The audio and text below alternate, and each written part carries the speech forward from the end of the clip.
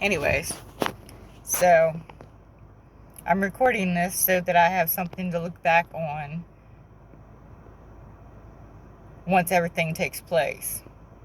As I said, I just got back from the appointment, the last fitting before I actually get them all removed, and I wanted to record this so that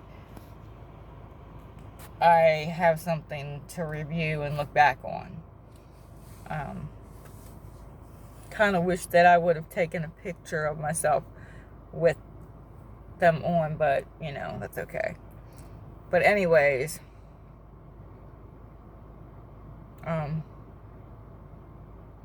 yeah.